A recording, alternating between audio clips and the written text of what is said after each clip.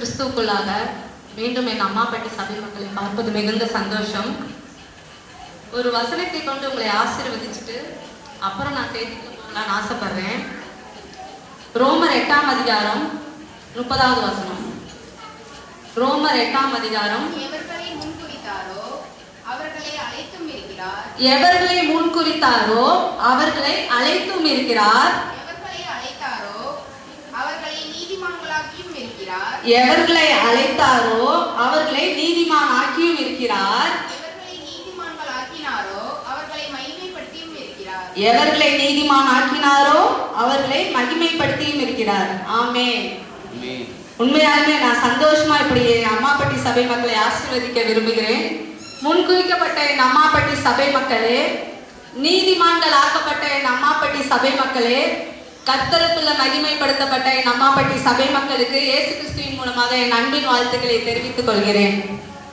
முன்குறிச்சனாலதான் இங்க இருக்கிற ஒவ்வொருவரும் ஆலயத்துக்குள்ள வந்திருக்கோம். எப்படி முன்குறிச்சிருக்காராம்? தாயின் கருவில தோன்றுவதற்கு முன்பாகவே நம்மளை முன்குறிச்சிட்டாரு. எதுக்கு முன்குறிச்சாராம்? நம்மளைய நீதியின் பாதையில நடத்துவதற்காக. எதற்காகலாம்? நீதியின் பாதையில. எதுக்கு நம்மளை நீதியின் பாதையில நடக்க சொல்றாருன்னா, நம்ம எல்லாம் ஒரு நாள் மகிமையில அவர் கூட சிங்காசனத்தின் பக்கத்துல அமர்ந்திருக்கிறதுக்காக. எதற்காக? மகிமையில அவர் கூட சிங்காசனத்தின் பக்கத்துல அமர்ந்திருக்கணுங்கிறதுக்காக தான் நம்மளைய முன்குறிச்சிருக்காரு. எல்லாரும் கண்களை மூடி ஜெபிப்போம். ஸ்தோத்தரிக்கிறோம் தகப்பனே, நேற்றும் இன்றும் என்றும் மாறாதவராய் அப்பா, எப்பொழுதும் எங்கள் மத்தியில நீங்க அசைவாடி கொண்டு இருக்கிற தயவுக்காக நாங்கள் நன்றி செலுத்துகிறோம். தாயின் கருவில தோன்றுவதற்கு முன்பாக பேர் சொல்லி அழைத்த தேவன் எங்களை ஒரு நாள் சிங்காசனத்துக்கு பக்கத்திலாக ராஜ கிரீடத்தை எங்களுக்கு தருவதற்காக சிலுவையில எங்களுக்காக அடிக்கப்பட்டு அப்பா ரத்தம் சிந்தி எங்களை மீட்பதற்காக நீங்க மறுபடியுமாய் ஒவ்வொரு தருணத்தை நீங்க எங்களுக்கு கொடுத்துட்டு இருக்கீங்க. இங்க இருக்கிற ஒவ்வொருவரும் எங்க இருதயத்தை அப்பா தகப்பனை வசனத்துக்கு திறந்து கொடுக்கிற இருதயமாய், எங்க இருதயம் பண்பட்ட இருதயமாய் மாற்றி கொடுக்க போற எல்லா தயவுக்காக நாங்க நன்றி செலுத்துகிறோம். ஆசீர்வதிங்க, பலப்படுத்துங்க. இயேசு கிறிஸ்துவின் மூலம் வேண்டிக் கொள்கிறேன் ஜீவன் நல்ல பிதாவே. ஆமென். லெலினா அழகா பேசினாங்க. நம்ம வாழ்க்கையில என்னென்ன தேவை, நம்ம என்னென்ன தப்பு செஞ்சுட்டு இருக்கோம், என்னென்ன தப்பு செய்யக்கூடாதுங்கிறத அழகா எடுத்துக்க சொன்னாங்க. ஒரு வார்த்தை சொன்னாங்க, ஆலயத்துக்குள்ளதான் இருப்போம், நம்மளோட மைண்ட்ல எங்க இருக்கும்? வெளியே இருக்கும், என்ன பண்றது ஏது பண்றதுன்ட்டு. அதே போலதான் அதுக்கு இங்கிலீஷ்ல எங்க ஸ்கூல்ல படிக்கும்போது டீச்சர்ஸ் அதிகமா அழகா சொல்லுவாங்க, பிசிக்கலி பிரசன்ட் மென்டலி ஆப்சென்ட். அந்த மாதிரி நான் திருமணமாகி எங்க ஆலயத்துக்குள்ள ஜன்னல் ஓரத்துல தான் உட்காந்துருப்போம்.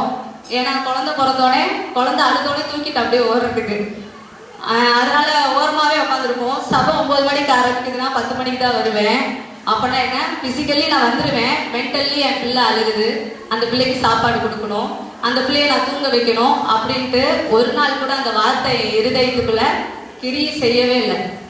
வார்த்தை கிரியை செய்யாதனால என் வாழ்க்கை சாட்சியா இல்லைன்னு தான் நான் சொல்லணும். எப்ப என் இருதயத்தோட கண்களை திறந்தாரோ, என் இருதயத்துக்குள்ள வேத வசனம் விதைக்கப்பட்டுச்சோ, அவரோட அன்பு என்னைக்கு என்னைய தேடி வந்துச்சோ, அன்னைக்கு நான் ஆசீர்வதிக்கப்பட்டவளாய், என் குடும்பத்துக்கு மத்தியில சந்தோஷமா இருக்கப்பட்டவளாய் நான் மாறினேன். ஆமென். கேட்க ஆரம்பிச்சேன். அதுக்கப்புறம் தான் எனக்குள்ள நிறைய மாற்றங்கள் வந்துச்சு. வேதத்தை எடுத்து படிக்க தெரியாத என்னை வேதத்தை எடுத்து வாசிக்க கற்றுக் கொடுத்தார். அவரோட அன்பை உணர எனக்கு சொல்லி கொடுத்தார். எப்போ அவரோட அன்புக்குள்ள நான் வந்தேனோ அன்னைக்கு என் கண்கள் திறக்கப்பட்டது, அவருக்குள்ளாக என் கண்கள் திறக்கப்பட்டது.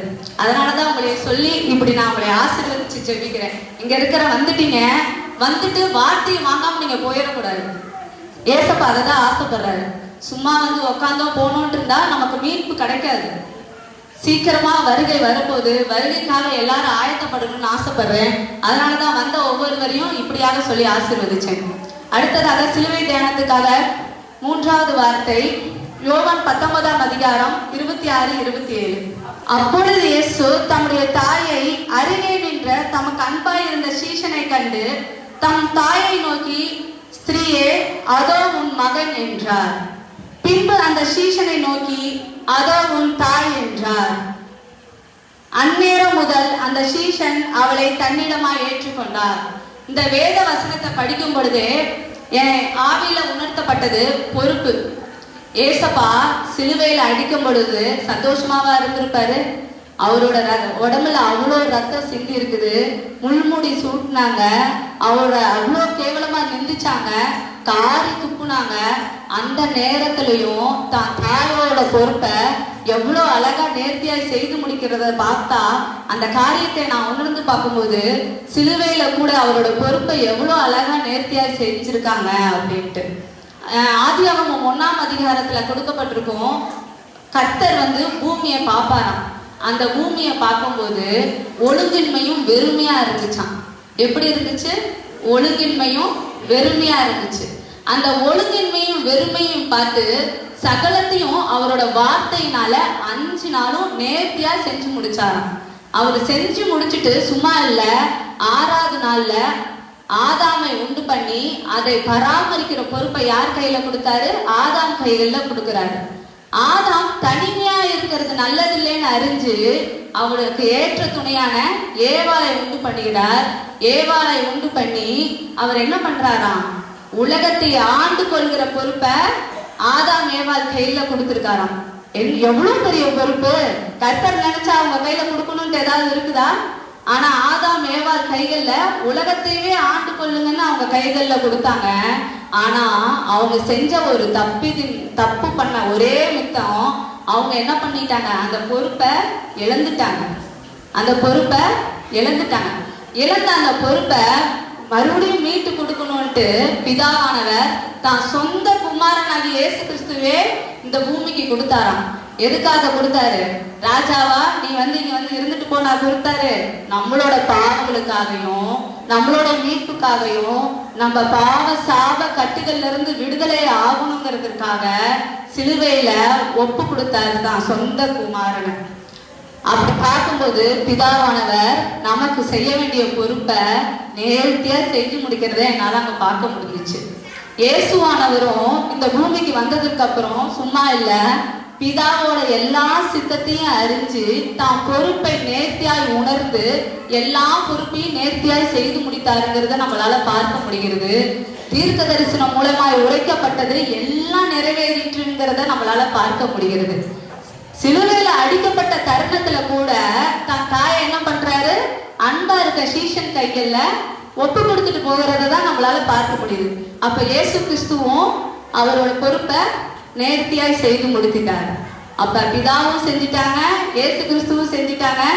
இன்னைக்கு நம்ம கைகள்ல நிறைய பொறுப்பு, குடும்ப பொறுப்பை கொடுத்திருக்காரு. அதை நான் நேர்த்தியாய் செய்கிறோமா அப்படிங்கிறது என் இருதயத்துல கேள்வியா உண்டாச்சு. நான் இன்னைக்கு உங்ககிட்ட கேட்கிறேன், குடும்ப பொறுப்பை உங்க கைகள்ல கொடுத்திருக்காரு, அதை நம்ம நேர்த்தியாய் செய்கிறோமா? நிறைய நேரத்துல செய்கிறத தவறி விடுகிறோம். உண்மையாலுமே பிதா இயேசுவானவர் அடிக்கப்பட்ட தருணத்துல கூட தாய அன்பா இருந்த சீஷர் கையில ஒப்பு கொடுக்கறத பார்க்க முடிகிறது. இன்னைக்கு நம்மளுக்கு அப்படிப்பட்ட பாடலாம் இந்த உலகத்துல வரல. நம்ம டெய்லி லைஃப்ல காலையில எந்திரிக்கிறோம், எந்திரிச்சதுல இருந்து தான் குடும்பத்துக்காக நம்ம ஓடிட்டே இருக்கோம். வேலை ஸ்தலத்திலயும் நிறைய பிரச்சனை வருது, குடும்பத்திலயும் நிறைய பிரச்சனை வருது. நம்ம பிள்ளைகளை பார்க்கணும், நம்ம மனைவியை பார்க்கணும், நம்ம கணவனை பார்க்கணும்ட்டு நம்ம யார இந்த நாட்கள்ல மறந்துட்டோம்? நம்ம தாயின் தகப்பனையும் மறந்துட்டோம் தான் நான் நிறைய சொல்லுவேன். ஏன்னா இங்க நிறைய பேர் பாத்தீங்கன்னா முதியோர்கள் இருக்கீங்க. நான் கேட்கிறேன், மிஞ்சி போன உங்க பசங்க கிட்ட நீங்க என்ன ஆசைப்பட்டு கேட்பீங்க? உங்க மனசுல சொன்ன உடனே என்ன ஆசை வரும்? எனக்கு தோணுனது என்னன்னா, எங்க அம்மாட்ட நான் டெய்லி ஒரு 10 நிமிஷம் போன் பண்ணி பேசினா போதும். நான் அவங்களுக்கு செய்யணும்னு அவசியமே இல்லை. எனக்கு என்னென்ன வேணுமோ அவங்க எனக்கு செய்வாங்க. நான் போன் பண்ணி சாப்பிட்டீங்களான்னு கேட்டா போதும். அவங்களுக்கு இப்படி சாப்பிடணும் அப்படி சாப்பிடணும்னு ஆசை இருந்தாலும் அந்த ஆசையை எங்கள்கிட்ட வெளிக்காட்ட மாட்டாங்க. அவங்களுக்கு நல்லா புடவை எடுத்து கட்டணும்னு ஆசை இருந்தாலும் அவங்களோட ஆசைகளை வெளிக்காட்ட மாட்டாங்க. அப்படித்தானே இங்க நிறைய தாய்கள் உட்காந்துருக்கீங்க. உங்ககிட்ட ஒருத்தர் தாத்தா பிள்ளை என்னது சாப்பிட்டீங்களான்னு கேட்டா போதும், வேற எதுவுமே இல்லை. சாப்பாடு வாங்கி கொடுக்கணும்னு கூட அவசியம் இல்லை. அந்த தாயோட இருதயம் எப்படி இருக்குமாமா? சந்தோஷமா காணப்படுமாமா. எங்க அம்மாட்ட நான் அதை கேட்டா மட்டும் போதும், ஒரு 10 நிமிஷம் எனக்கு என்னென்ன தேவையோ எல்லாமே செஞ்சிருவாங்க. அதை நான் கேட்கலன்னா தான் அவங்க வருத்தப்படுவாங்க. அந்த வருத்தத்தை கூட வெளியே காட்ட மாட்டாங்க நிறைய தாய்கள். உண்மையா அப்படிதான் சொல்ல முடியும். நம்ம தாயும் தகப்பனையும் கனம் பண்றதுனால நமக்கு கிடைக்கிற ஆசீர்வாதத்தையும் இன்னைக்கு பார்க்க போறோம். தாயும் தகப்பனையும் கனம் பண்ணாதனால நமக்கு வருகிற சாபத்தையும் நமக்கு பார்க்க போறோம்.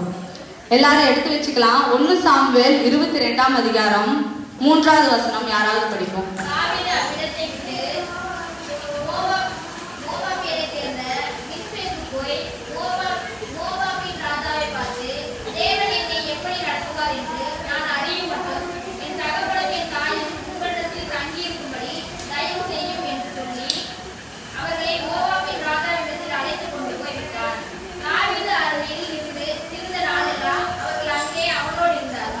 ஆமா, ஏசப்பாவை போலயே தாவீது செஞ்சாருன்னு தான் சொல்ல முடியும்.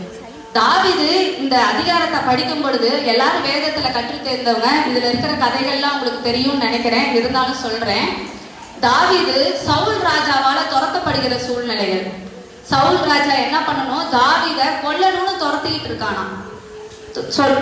தான் உயிருக்கு போராடுகிற சூழ்நிலையிலும் தான் அம்மாவையும் அப்பாவையும் என்ன பண்றாராம் தாவீது, மோவாபின் ராஜா கைகள்ல ஒப்பு கொடுத்துட்டு, தேவன் என்னை எவ்வாறு நடத்துவார் என்று நான் அறியும் மற்றும் உங்க கைகள்ல இருக்கட்டும்ட்டு ஒரு தயவை கேட்டு பெற்றுக்கொள்கிறானா. இந்த சூழ்நிலையை நான் பார்க்கும் பொழுது, நம்ம ஏதாவது உயிர் போற சூழ்நிலையில ஓடிட்டு இருக்கும்போது நம்ம அப்பா அம்மாவை நினைச்சு பார்ப்போமா? நினைக்கவே மாட்டோம். எடுத்தோன்னே நம்ம குடும்பத்தை தான் நினைச்சு பார்ப்போம், நம்ம அப்பா அம்மாவை நினைச்சு பார்க்க மாட்டோம். ஆனா தாவீது எவ்வளவு அழகா நினைச்சு பார்க்கறான் பாத்தீங்களா? அதுலயே 6வது வசனத்துல கடைசி லைன்ல போட்டிருக்கோம், தன் ஈட்டியை தன் கைகளில் பிடித்து கொண்ட போது அப்படின்னு போட்டிருக்கோம். சவுல் எப்படி துரத்துவானா, எந்த நேரம் தாவீதை கொல்லணும்னு கையில ஈட்டியும் கையுமா தான் துரத்திட்டு இருக்கிறத நம்ம அங்க பார்க்க முடியுது. ஆனாலும் அந்த இடத்துல தாவீது தனக்கு கொடுக்கப்பட்ட பொறுப்பை அவன் நேர்த்தியா செஞ்சு முடிக்கிறானா.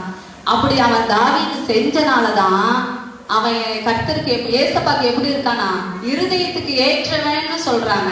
தாவீதை எப்படி சொல்லுவாங்க? இருதயத்துக்கு ஏற்றவன்ட்டு. இன்னைக்கு நம்மளும் கர்த்தரோட இருதயத்துக்கு ஏற்றவங்களா இருக்கணும் அப்படின்னா, நம்ம கைகள்ல இயேசுவானவருக்கு நமக்கு கைகள்ல கொடுக்கப்பட்ட பொறுப்பை நம்ம நேர்த்தியா செய்கிறவர்களா இருக்கணும். அப்படி செஞ்சாதான் அந்த இடத்த நம்மளால பிடிக்க முடியும். தாவீதை போல கர்த்தரோட இருதயத்துக்கு ஏற்றவரா நம்ம வாழ முடியும். நம்ம தாயின் கருவில் நம்ம பிறக்கும் போது எவ்வளவு தூரம் அவங்க கஷ்டப்பட்டு பெற்றிருப்பாங்க. அதுலயும் அந்த காலத்துல எல்லாம் ஆண் பிள்ளைகளை பெற்றுள்ள அப்படின்னா அந்த தாய்க்கு இவ்வளவுதான் இல்லை, அவ்வளோ திட்டு விடுவோம். எல்லாத்துக்கும் தெரியும், இங்க இருக்கிற கிராமத்துல இருக்கிறவங்களுக்கு தெரியும், பெண் பிள்ளைய பெக்கிறாங்களா இல்லையா, ஆண் பிள்ளைய பெக்கல அப்படின்னா உடனே பயங்கரமான திட்டு விடுவோம். ஏன்னா எங்க வீட்டுல நடந்திருக்கு. நான் தான் மூத்தவ, 2வது தான் என் தம்பி. அப்ப நான் பிறந்த உடனே எங்க தாத்தா பாட்டி சொன்னது, ஐயோ பையனை பெக்காம போயிட்டாலே, எப்படி கடைசி காலத்துல இவனுக்கு சோறு போடுவாங்க அப்படின்ட்டு. அப்படிதான் நிறைய பேர்த்தோட இருதயம் இருந்திருக்குது. ஆனா நிறைய பேர் இப்ப என்ன பண்றாங்க, அந்த ஸ்தானத்தை இழந்து போயிடுறாங்க. அவங்க எவ்வளவு ஆசையா பெற்றிருக்காங்க, கடைசி காலத்துல எனக்கு சாப்பாடு போடுவான் அப்படின்னு தான், எனக்கு வீடு வாங்கி கொடுப்பான், எனக்கு புடவை வாங்கி கொடுப்பான்லாம் தாயின் தகப்பன் ஆசைப்படுகிறது இல்லை. என்னது, ஒருவேளை சாப்பாடாவது நிம்மதியா என் பையன் கையில இருந்து நான் சாப்பிடணும்னு தான் ஆசைப்படுறாங்க. ஆனா இந்த நாட்கள்ல நிறைய பேர் அந்த காரியத்தை நம்ம இழந்து போயிடும். இழந்து போறனால அவங்களோட படுக்கை எப்படி இருக்குதான், தாயின் தகப்பனோட படுக்கை கண்ணீரோட தானே இருக்கு. நிஜமாலுமே வேதனையா சொல்றேன், எத்தனையோ தாயின் தகப்பன் படுக்கையில நிம்மதியா தூங்குறது இல்ல. நம்மளாவது ஏசி வச்சு ஃபேன் வச்சு நிம்மதியா தூங்குறோம். ஆனா நம்ம பெத்தவங்க நம்மளை நினைச்சு, நம்ம பிள்ளைகளை நினைச்சு அவங்க வேதனையில தான் இருக்காங்க.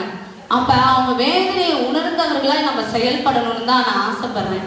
தாவீது தான் உயிர் போற சூழ்நிலையிலும் நம்ம அவங்க அப்பா அம்மாவை என்ன பண்றான், அங்க பாதுகாப்பா கொண்டு போய் விடுறான். ஆனா இன்னைக்கு நமக்கு உயிர் போற சூழ்நிலையில இல்ல, நம்ம அன்றாட வாழ்க்கையில நம்ம வீடு கட்டணும், நம்ம பிள்ளைகளை படிக்க வைக்கணும்னு தான் ஓடுறோம். ஆனா நம்மளை பெத்தெடுத்த தாயின் தகப்பனை எப்படி கவனிக்கிறோம் அப்படிங்கிறத சிந்திச்சு பாருங்க. அவங்க கண்கள்ல இருந்து வடிகிற ஒவ்வொரு கண்ணீரும் நம்ம வாழ்க்கைக்கு சாபமாக தான் மாறும். அதனால எவ்வளோ பெரிய சூழ்நிலை நமக்கு வந்தாலும் நம்ம தாயின் தகப்பனையும் கனம் பண்ணணும்னு மட்டும் மறந்துடக்கூடாது. தாயின் தகப்பனை நிந்திக்கிறவன் சாவுக்கு ஏதுவா இருப்பான்னு சொல்லி இருக்குது. நீதிமொழிகள் 20:20 யாராவது எடுத்து படிங்க. தகப்பனையும் தன் தாயையும் தூஷிக்கிறவனுடைய தீபம் எப்படி இருக்குமாமா? காரில் அணைந்து போகும்னு சொல்லியிருக்காங்க. நம்ம இந்த நாட்கள்ல என்ன பண்றோம்? வயசாயிடுச்சு, அவங்களுக்கு ஒன்றும் தெரியாது, அவங்களுக்கு என்ன தெரிய போகுதுன்னு சொல்லிட்டு நிறைய நேரத்துல என்ன பண்ணிடுறோம்? அவங்கள கஷ்டப்படுத்திடுறோம். அந்த கஷ்டமான வார்த்தை நமக்கு எப்படி ஆகுதாமா? நம்மளோட வாழ்க்கை காரிருளா மாறிடுது அப்படின்னு சொல்றாங்க. ஆனா யாத்ராகமம் 20:12 மோசே கைகள்ல கொடுக்கப்பட்ட கட்டளைகள்ல எப்படி 10 கட்டளைகள் பிரதான கட்டளை, உன் தேவனாகிய கர்த்தர் உனக்கு கொடுக்கிற தேசத்திலே உன் நாட்கள் நீடித்திருப்பதற்கு உன் தகப்பனையும் தாயையும் கனம் பண்ணுவாயாக. நம்ம ஆயுசு நாட்கள் நீடித்திருக்கணும்னாலே வீட்டுல இருக்கிற வயசான தாயும் தகப்பனையும் நம்ம கனம் பண்ணிதான் ஆகணும். உண்மையாலுமே இந்த நாட்கள்ல நம்ம உயிருக்காக எவ்வளவோ மருந்து எடுத்துக்கிட்டு இருக்கோம், எவ்வளோ காரியத்தை நம்ம உடம்ப பேலன்ஸ் பண்ணணும்னு சொல்லிட்டு புரோட்டீன் பவுடர் குடிக்கிறோம், அது குடிக்கிறோம், அது ஏதோ பண்றோம். ஆனா நம்ம தாயின் தகப்பனை கனம் பண்ணலன்னா நம்ம ஆயுசு நாட்கள் நீடித்தே இருக்காதுன்னு தான் வேதம் இவ்வாறாக எடுத்து கூறுகிறது. நம்ம தாயின் தகப்பனை தூஷிக்கிறவங்க எப்படி இருப்போமா? நம்மளோட வாழ்க்கை கண்டிப்பாவே காரிருள்ளதா இருக்கும். உண்மையாலுமே அப்படிதான் நீதிமொழிகள் சொல்லுகிறது. அதனால தாயின் தகப்பனையும் எந்த சூழ்நிலையும் கனம் பண்றத மறந்துடாதீங்க. நம்ம அப்பா அம்மாலாம் படிச்சிருப்பாங்களான்னு கேட்டா நிறைய பேர் படிக்காதவங்களா தான் இருப்பாங்க. ஆனா இன்னைக்கு நம்மளைய படிக்க வைக்கணும்னு ஆசைப்பட்டு எத்தனையோ நாள் செருப்பு இல்லாம அவங்க ஓடுகிறத நம்மளால பார்க்க முடிகிறது. உண்மையாலுமே எங்க அப்பாலாம் நான் வேலைக்கு போற வரைக்கும் செருப்பு போட்டு நான் பார்த்ததே இல்லை. ஆனா 9th எனக்கு செருப்பு வாங்கி போட்டு அழுகு பார்த்தது உண்டு. அந்த இன்சிடென்ட் என்னால, இதை நான் தியானிக்கும் பொழுது எங்க அப்பாவோட இன்சிடென்ட் என்னால மறக்க முடியல. எங்க அப்பா வந்து என்னைய பாசமாகலாம் அப்படிலாம் வளர்க்கல, ஸ்ட்ரிக்ட் மிலிட்ரி ஆஃபீஸரா தான் வளர்த்தாங்க. எங்க அப்பாவை நான் ஹிட்லர் தான் நான் சொல்லுவேனே. எங்க அப்பாட்ட நான் பேசினது கிடையாது அதிகமா. ஏன்னா பொம்பளை பிள்ளைகள்லாம் இப்படிதான் வளர்க்கணும்னு சொல்லி கண்டிப்பா என்னைய வளர்த்தாங்க. ஏன்னா பொம்பளை பிள்ளைகள் எந்த நேரத்துலயும் வழி தவறி போயிடக்கூடாதுன்னு பார்த்து பார்த்து வளர்த்தாங்க, சிரிச்சிடக்கூடாதுன்னு அப்படின்னு சொல்லி சொல்லி வளர்த்தாங்க. அப்ப எனக்கு என் அப்பா மேல எனக்கு பாசமே வராது. எங்க அம்மா மேல இருக்க பாசத்தை காட்டில எங்க அப்பா மேல எனக்கு பாசமே வராது. ஒரு நாள் கூட நான் சொல்ல போனா நேசிச்சது இல்லைன்னு தான் நான் சொல்லணும். நான் அப்பெல்லாம் நினைச்சுப்பேன், எங்க அப்பாவா சார் டெரரு, உள்ள இருந்தா நான் வெளியே போயிடணும் அப்படின்னு தான் நான் நினைப்பேன். கல்யாணம் ஆனதுக்கு அப்புறம் ஒரு குடும்ப உறவுல நான் இணைக்கப்பட்டதுக்கு அப்புறம் தான் தெரியுது அது எவ்வளவு பெரிய, அவங்க நம்ம பொம்பளை பிள்ளைகளை சுமக்கிறது எவ்வளவு பெரிய கடினமான காரியங்கள் அப்படின்ட்டு. இன்னைக்கு அந்த பாசத்தை உணர்கிறேன். எத்தனையோ வருஷம் கழிச்சு இப்ப நான் கிறிஸ்துவை இருதயத்துக்குள்ள அவரோட அன்பை நான் ருசிச்சதுக்கு அப்புறம் இப்ப போனா எங்க அப்பா கூட 1/2 மணி நேரம் நான் பேசிட்டு தான் நைட்டு தூங்குறேன். எனக்கு அதை பார்க்கும்போது ரொம்ப சந்தோஷமா இருக்குது. எங்க அப்பா பேசவே மாட்டாங்க, எல்லாத்தையும் ஷேர் பண்ணிட்டு அவங்க போய் தூங்குறத பார்க்கும்போது எனக்கு ரொம்ப மிகுந்த சந்தோஷமா இருக்கு. அதுதாங்க அவங்க ஆசைப்படுறது.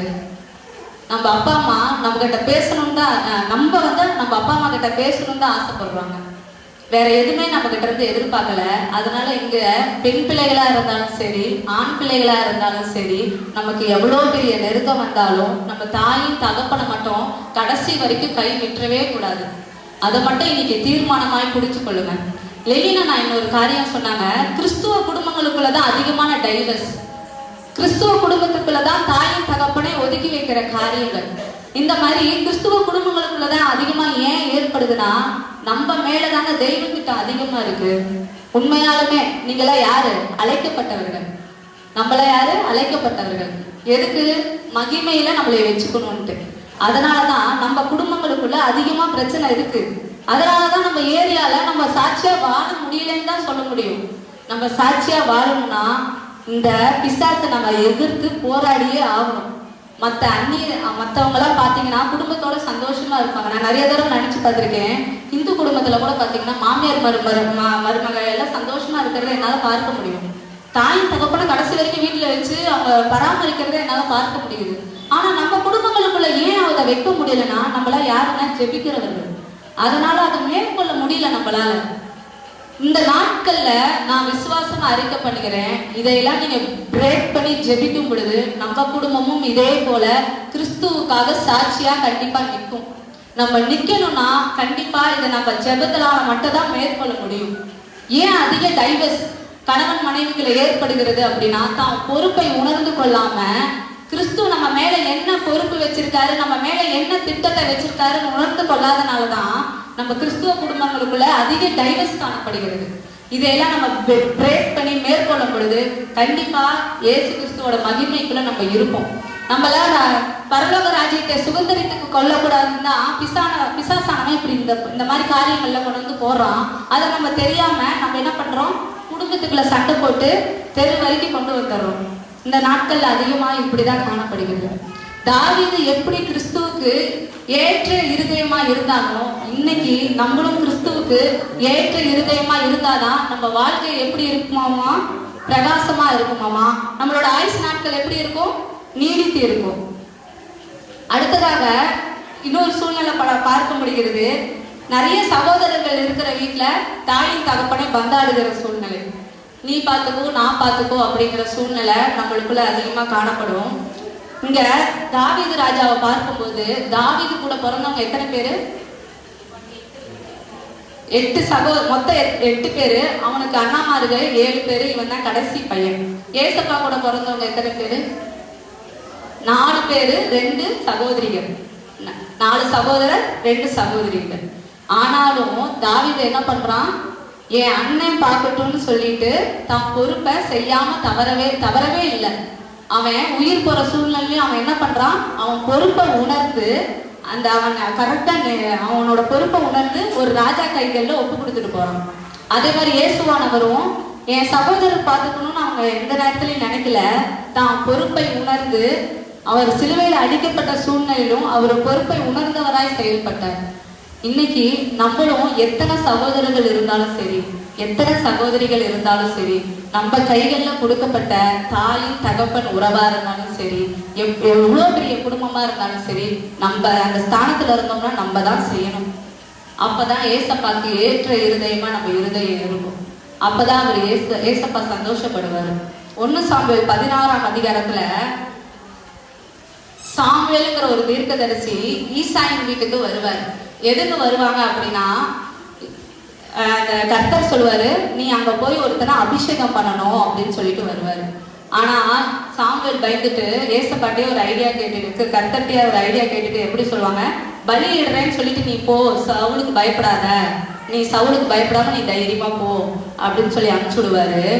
ஈசாயின் அதுல என்ன பண்ணுவாங்கன்னா, அதுல 7வது வசனத்தை யாராவது வாசிப்போம்.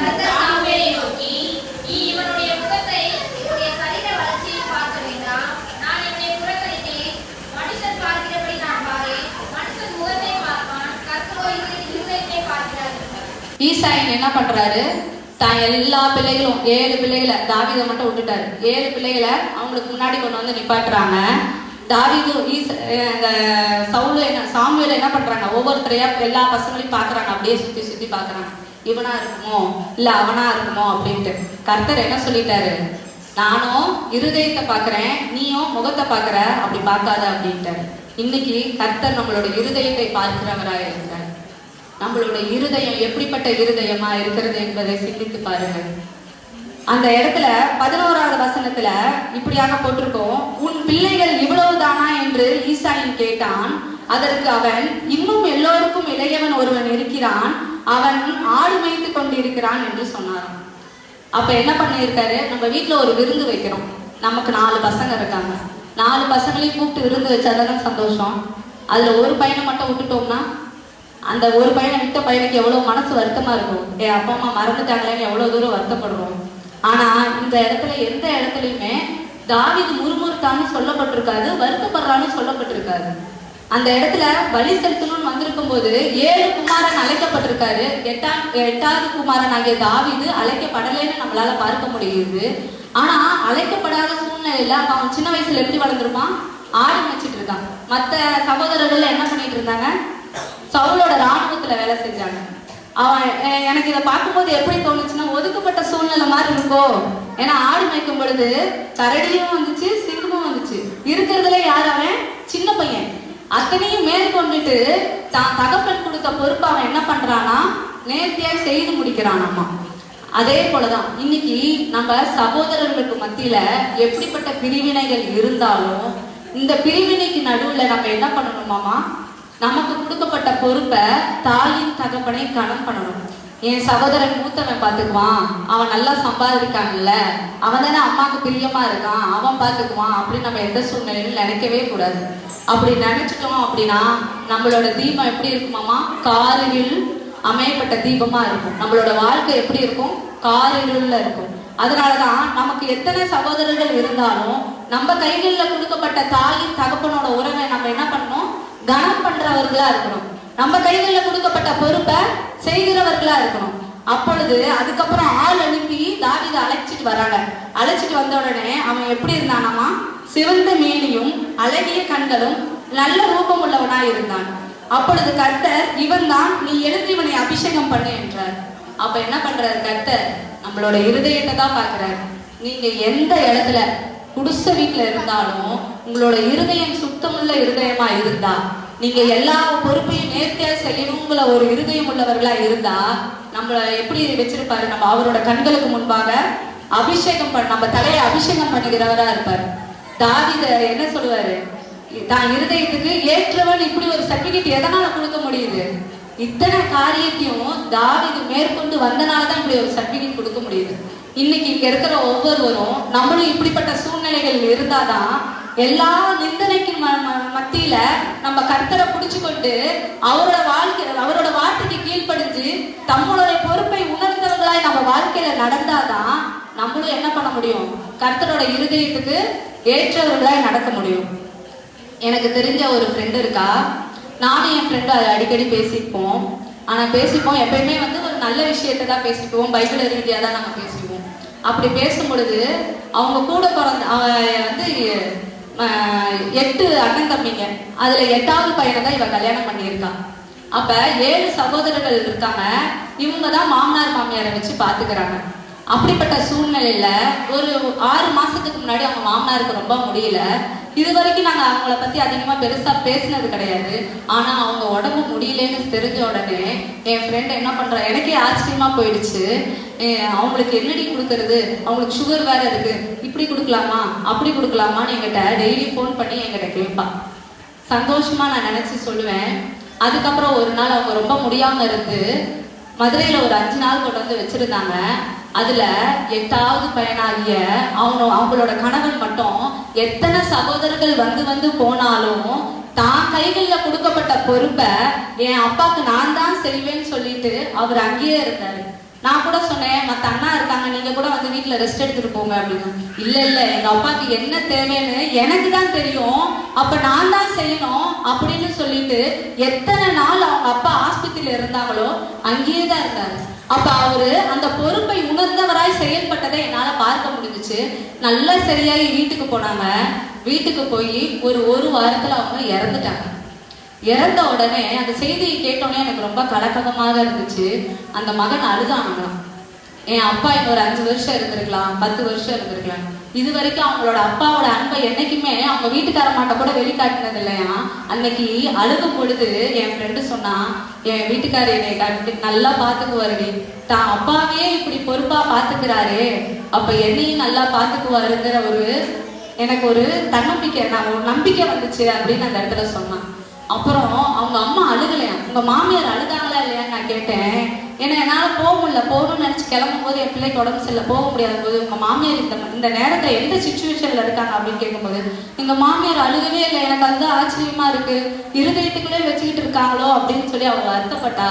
அவங்க மாமியார் ப்ரேயர் மீட்டிங்ல அவளுக்கு சொன்ன சாட்சி, என் வீட்டுக்காரர் கடைசி நேரத்துல மறிக்கிற தருவாயில என் மகன்கள் பார்த்துக்கிட்டாங்க, அவரு சந்தோஷமா கடவுள்கிட்ட போயிருக்காரு, நான் சந்தோஷமா சொல்றேன், என் கடைசி காலத்துலயும் என் மகன் பார்த்துக்குவான் அப்படிங்கிற எனக்கு ஒரு நம்பிக்கை வந்துருச்சு அப்படின்னு சொல்லி ஒரு சொட்டு கண்ணீர் கூட அந்த தாய் வடிக்கலையாம்.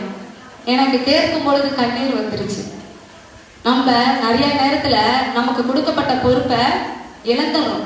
ஆனா அந்த மகன் தனக்கு கொடுக்கப்பட்ட பொறுப்பை கடைசி நேரத்துல கூட அவங்களும் வேலை செஞ்சுதான் ஒரு நாள் சாப்பிடணும், எல்லாத்தையும் ஒதுக்கி விட்டுட்டு தான் தகப்பனை கவனித்தனால தான் தாய்க்கு என்ன ஒரு உறுதி வந்துச்சான், என் மகன் என்னோட கடைசி காலத்துல என்னை பார்த்துக்குவான், அதனால நான் அழுகணும்னு பிரச்சனை இல்லை அப்படின்னு சொன்னாங்க. நான் சந்தோஷமா தான் இருக்கேன், அவர் சந்தோஷமா போயிருப்பாரு அப்படின்ட்டு. இன்னைக்கு நம்ம இப்படிப்பட்டவர்களா இருப்போமா? கண்டிப்பா சொல்ல போனா நான் கூட இல்லைன்னு தான் நான் சொல்லணும். நான் கூட நிறைய நேரத்துல பொறுப்புகளை இழந்தவளாய் காணப்பட்டிருக்கேன். நிறைய நேரத்தை என் குடும்ப பொறுப்புகளை நான் கவனிக்கவே இல்லைன்னு தான் சொல்லணும். கல்யாணம் ஆன உடனே, பிள்ளை பிறந்த உடனே நம்ம பெரிய உலகமா நம்ம பிள்ளை தான் தெரியுது, நம்ம குடும்பம்லாம் வேறையா தெரியுது. எப்ப இருதயத்துக்குள்ள என் வேத வசனம் கிரியை செஞ்சுச்சோ அன்னைக்குதான் என் குடும்பத்துல இருக்கிற ஒவ்வொரு உறவோட பொறுப்பை நான் உணர்ந்து கொண்டுட்டேன். என் அத்தா மாதிரி எனக்கு எப்படி நான் ஃபீல் பண்ணுவேன்னா, என் அப்பா மாதிரி இருக்கணும். எங்க அத்தா திட்டினாலும் எங்க அப்பா திட்டினா நான் ஏத்துக்கிறேன்ல, எங்க அத்தா திட்டினா நான் ஏத்துக்கணும். என் கொழுந்தமாரை என் சகோதரர்களாகவும் என் நண்பனாகவும் நான் பார்க்க கத்துக்கிட்டேன். எங்க வீட்டுல இருக்கிற அக்கா மாதிரிகளை என் அம்மாவா பார்க்க கத்துக்கிட்டேன். அப்படி பார்த்ததுக்கு அப்புறம் தான் என் மனநிலை கொஞ்சம் மாதிரி மாறிச்சு. இல்லைன்னா குடும்பத்துக்குள்ள நம்ம வாழும் பொழுது ஏதாவது ஒரு வார்த்தை சொல்லிட்டா ஆண்கள் மறந்து போடுவாங்க, பெண்களாகிய நாம மறக்கவே மாட்டோம். அதை சொல்லி புலம்பிக்கிட்டே இருப்போம். எப்போ கிறிஸ்துவோட அன்பு இருதயத்துக்குள்ள நெருக்குச்சோ அப்ப என் பொறுப்பை உணர்ந்தவளாய் நான் பார்த்தேன். ஏசப்பா எப்படியாவது இதை மாத்துங்கன்னு சொல்லும் பொழுது, அவங்க இப்படிலாம் செய்யறாங்க, என்னை கஷ்டப்படுத்துறாங்க, என்னை வேதனைப்படுத்துறாங்கன்னு சொல்லும் போது ஏசப்பா என்கிட்ட பேசுவாரு, நானும் உனக்காக இப்படி தானம்மா கஷ்டப்பட்டேன், நானும் உனக்காக அடிக்கப்பட்டேனேம்மா, என் மூஞ்சிலி தானம்மா காரி தூக்குனாங்க, நான் பொறுத்துக்கிட்டேன்ல, நீ கொஞ்ச நேரம் நீ பொறுத்துக்கலாம்ல, நீ பொறுத்துக்கிட்டேன்னா உன் மகிமையை நீ பரலோகத்துல பார்ப்பேன்னு எனக்கு வெளிப்பட்டுச்சு. எத்தனையோ வார்த்தைகள் என் குடும்பத்துக்கு நடுவில் வார்த்தை வரும்பொழுது எனக்கு காயப்படும். ஆனாலும் அதை நான் ஏசப்பாட்டை ஒப்பு கொடுத்து மேற்கொண்டுருவேன். இந்த டைரி ஃபுல்லா நான் இந்த மெசேஜ் எழுதும் போது நான் பார்த்தேன், எத்தனையோ நாள் ஏசப்பாட்ட சொல்லியிருக்கேன், என்னால் இதை மேற்கொள்ற பலன் இல்லை ஏசப்பா, ஆனா என் குடும்ப உறவு எனக்கு ரொம்ப தேவை. எவ்வளவுதான் ஊழியம் பார்க்கிறோங்க, நம்ம குடும்பத்துக்குள்ள நம்ம சாட்சியை இழந்துட்டோம்னா நம்ம ஊழியம் பார்க்கறதுக்கு வேலையே இல்லாம போயிடுச்சு. நம்ம சாட்சி எங்க இருக்கணும்னா முதலாவது நம்ம குடும்பத்துக்கு மத்தியில தான் இருக்கணும்னு நான் ஸ்ட்ராங்கா பிடிச்சுக்கிட்டேன். அதனால என்னை சோர்வடைகிற காரியம் என் இருதயத்துல ஏற்படும், என்னை பலவீனப்படுத்துகிற காரியம் என் இருதயத்துல ஏற்படும். வீட்டுல போவேன், டைரி எடுத்து எழுதுவேன். ஃபர்ஸ்ட் என் வீட்டுக்காரங்க தான் சொல்லுவேன்.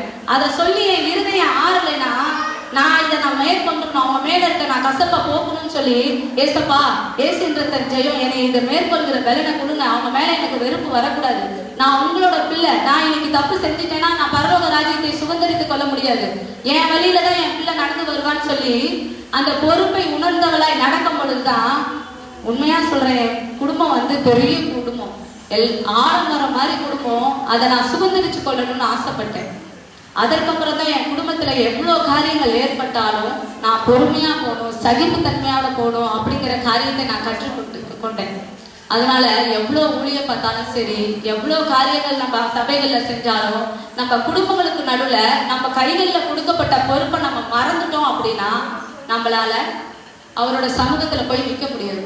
திரையிட்டு காட்டுவார், நீ உன் குடும்பத்துல இப்படி இருந்தியா, உன் கணவன்கிட்ட இப்படி இருந்தியா, உன் மாமியார்கிட்ட இப்படி இருந்தியா அப்படின்னு சொல்லிட்டு நம்ம எல்லா சூழ்நிலையும் கிறிஸ்துவோட அன்பு சிலுவையில அடிக்கப்பட்ட தருணம் வரைக்கும் எப்படி அழகா வெளிப்பட்டதோ நம்மளோட இருதயம் எப்படி இருக்கணுமாமா, அவரோட அன்பை வெளிக்காட்டுகிறவரா இருக்க வேண்டும். நீங்களும் இப்படி இருக்கணும்னு நான் ஆசைப்படுறேன். அழகா ரூத் புஸ்தகத்துல சொல்லப்பட்டிருக்கோம், 2 மருமக இருப்பா, ஒரு மருமக மட்டும் என்ன செஞ்சிருவா, மாமியாரை முட்டை செஞ்சுட்டு கடந்து போயிடுவா. மருமகன் சொல்லும் போது, மாமியார்னு சொல்லும் போது மருமகளுக்குலாம் கொஞ்சம் கோபம் வரக்கூடாது, ஏன்னா எனக்கு அப்பெல்லாம் வரும், இப்ப வரதில்லை. எனக்கு 7 மாமியார் வந்தா என் அம்மாவை போல வச்சுக்கணும்னு இப்பதான் ஆசைப்படுறேன். அப்ப என்ன பண்றா, ஒரு மருமகள் கடந்து போயிட்டா, 2வது மருமகள் என்ன பண்றா, நீங்க தான் எனக்கு கடைசி வரைக்கும், நீங்க எங்க போறீங்களோ அங்க நான் பின்தொடர்ந்து வருவேன், உங்களோட தேவன் தான் என்னோட தேவன்னு சொல்லி அந்த இடத்துல ரூத் சொல்றதை பார்க்க முடியும். ரூத் எந்த கோத்திரத்தை சேர்ந்தவர், மோவாபிய கோத்திரத்தை சேர்ந்தவர். கிறிஸ்துவோட அன்பு சின்ன வயசுல இருந்து கிடைக்காத கோத்திரத்தை சேர்ந்தவர். ஆனா அவங்க மாமியார் கிறிஸ்துவோட அன்பை அந்த குடும்பத்துக்குள்ள வெளிப்பட்டனாலதான் அவ மருமகள் என்ன பண்ணிட்டா, உன்னோட தேவன் தான் என்னோட தேவன் குடிச்சுக்கிட்டா. இன்னைக்கு நம்ம பொறுப்புகளை உணர்ந்தவராய் நம்மளோட கிறிஸ்துவோட அன்பை வெளிக்கொண்டு வந்து காட்டினாதான் நம்ம பின்னாடி இருக்கிறவங்க என்ன பண்ணுவாங்க, எவ்வளோ அவர் சொன்னார்ல, எவ்வளோ திட்டினாலும் வாங்கிக்கிறாருடா அப்படிங்கிற மாதிரி, எவ்வளோ திட்டினாலும் வாங்கிக்கிறா. அப்ப இவளுக்குள்ள கிறிஸ்துவோட அன்பு எவ்வளவு தூரம் இருக்குதுன்னு சொல்லி நம்மளை சுத்தி இருக்கிறவங்க புரிஞ்சுக்குவாங்க. நம்ம ஒவ்வொருவரும் ரூத்தை போல இருக்கணும்னு நான் ஆசைப்படுறேன். எஸ்தரை போல நம்ம எஸ்தர் என்ன பண்றா, அவளோட தேசத்துக்கு பொறுப்பா இருந்து ஜெபிச்சது நிமித்தம் அந்த இடத்துல என்ன ஆகுது, காரியம் மாறுதலாக முடியுது. அதே போல கிறிஸ்து சிலுவையில் அடிக்கப்பட்ட தருணத்துல எந்த நோக்கத்தோட நம்மளைய பார்க்கிறாரு, நம்ம எல்லாரும் மகிமையில ஒரு நாள் வரணுங்கிறதுக்காக தான். எல்லாரும் அந்த பொறுப்பை உணர்ந்தவர்களாய் நம்ம தாயின் தகப்பனை கனப்படுத்துகிறவராய் இருக்கணும். இன்னைக்கு எல்லாரும் ஒரு தீர்மானம் எடுத்துட்டு போங்க. உங்களுக்கு யார் யார் மேல கோபம் இருக்கோ, நிஜமா கோபம் இருந்தா நம்மளால அவங்க கூட பேச முடியாது, சும்மா கூட சிரிச்சு பேச முடியாதுங்க. என்னால சும்மா கூட சிரிச்சு பேச முடியாது. உங்களுக்கும் அப்படிதான் இருக்குன்னு நினைக்கிறேன். யார் யார் மேல கோபம் இருக்கோ அவங்கள உங்க கண்ணுக்கு முன்னாடி கொண்டு வாங்க. கொண்டு வந்துட்டு என்ன பண்றீங்க, இதை மேற்கொள்ற பலன் எனக்கு கொடுங்க ஏசப்பா. கண்டிப்பா கேளுங்க, ஏசப்பா கொடுப்பாங்க. நான் நிறைய நேரத்துல நான் ஏசப்பாட்டதான் கேட்டு பெற்றுக்கொண்டேன். நீங்களும் எந்தெந்த உறவு மேல உங்களுக்கு கோபம் இருக்கோ அந்தந்த உறவை வந்து வச்சுக்கோங்க முன்னாடி. இல்ல இன்னைக்கு ஒரு டைரி எடுத்து எழுதுங்க, இன்னைக்கு டேட்டை போட்டு எழுதுங்க. இந்த உறவு மேல எனக்கு கோபம் இருக்கு, என் சகோதரன் மேல எனக்கு கோபம் இருக்கு, என் சகோதரி மேல எனக்கு கோபம் இருக்கு, என் அம்மா அப்பா மேல இந்த வருத்தம் இருக்கு, என்னை ஒதுக்கி வச்சுட்டாங்களே எனக்கு வருத்தம் இருக்குன்னு நீங்க யாராவது நீங்க நினைச்சீங்கன்னா, இன்னைக்கு சிலுவையில நமக்காக ஒரு மீட்பை பெற்றுக் கொடுத்தவர்கள், நம்ம குடும்பத்தில இருந்து நம்ம ஒரு மீட்பை பெற்றுக்கொள்கிறவராய், அவரோட அன்பை நம்ம குடும்பத்துக்கு மத்தியில வெளிக்காட்டுகிறவராய் நம்மளால கண்டிப்பா சாட்சியா இருக்க முடியும். அவரோட அன்புக்குள்ள வந்துட்டோம்னா அதோட சந்தோஷம் வேற எதுவுமே இல்லை. அதே போல நீங்களும் அந்த அன்புக்குள்ள வரணும்னு நான் ஆசைப்படுறேன். உங்க குடும்ப உறவுக்குள்ள நீங்க சந்தோஷமா இருக்கணும்னு ஆசைப்படுறேன். பிசாசை நம்ம மேற்கொள்கிற பலன் நம்ம கைகள்ல இருக்குது. அப்ப நம்மளால குடும்பத்தை கண்டிப்பா சமாளிக்க முடியும். அதனால இன்னைக்கு அந்த உறவுகளை எல்லாம் உங்க கண்களுக்கு முன்னாக கொண்டு வாங்க. ஒரு 5 நிமிஷம் நம்ம ஜெபிக்க போறோம். யார் யார் உங்களுக்கு விரோதமாக இருக்கிறார்களோ அவங்களால நீங்க கண்ணுக்கு முன்னாடி கொண்டு வாங்க. நான் ஆசைப்பட்டு கேட்கிறேன். நிறைய நேரத்துல நம்மளால அதை மேற்கொண்டு ஜெபிக்க முடியாது. இல்ல அவங்க நிறைய பேர் சொல்லிக் கொடுப்பாங்க, நம்ம ஏன் அதை விட்டு கொடுத்து போகணும், அவனே விட்டு கொடுத்து போகட்டுமே அப்படின்ட்டு. இல்ல, நம்ம விட்டு கொடுத்து தான் போகணும். நம்ம கிறிஸ்துவோட அன்பை உடையவர்களா இருந்தா நம்ம விட்டு கொடுத்து தான் போகணும். எல்லாரும் அனைவரும் கொஞ்ச நேரம் எழுந்திருச்சுக்கலாம். இன்னைக்கு உங்க இருதயத்துல என்னென்ன கசப்பு இருக்கோ, என்னென்ன பொறுப்பை நீங்க இழந்துட்டீங்களோ அதையெல்லாம் ஒரு நிமிஷம் உங்க கண்களுக்கு முன்பாக கொண்டு வரணும்னு நான் ஆசைப்படுறேன். சிலுவையில அடிக்கப்பட்ட தருணத்திலையும் தாய் மேல இருந்த பொறுப்பை அவர் உணர்ந்தவராய் தான் அன்பா இருந்த சீஷன் கையில ஒப்பு கொடுக்கறத நம்மளால பார்க்க முடிகிறது. இன்னைக்கு நம்ம குடும்பங்களுக்குள்ள நம்ம நிறைய உறவை இழந்துட்டோம் இந்த நாட்கள்ல. அதனாலதான் அவரோட அன்பை மத்தவங்க புரிஞ்சுக்கவே முடியல. இன்னைக்கு இத்தனை கிறிஸ்தவர்கள் இந்த இடத்துல நம்ம இருக்கிறோம்னா ஆலயம் நம்பி இருக்கணும். இன்னும் நம்ம ஆலயம் நம்பாத காரணம் நம்ம மேல இருந்த பொறுப்பை நம்ம சரியா செய்யலைன்னு தான் சொல்ல முடியும். இன்னைக்கு நம்ம குடும்பங்களை ஒப்பு கொடுப்போமா? நம்ம தாயும் தகப்பனுக்கும் ஏதாவது கரெக்டா செய்யல, அவங்களோட மனசை நம்ம வந்து காயப்படுத்திட்டோம் அப்படின்னு நம்ம நினைச்சிருந்தோம்னா இன்னைக்கு ஏசப்பட்ட மன்னிப்பு கேட்போமா?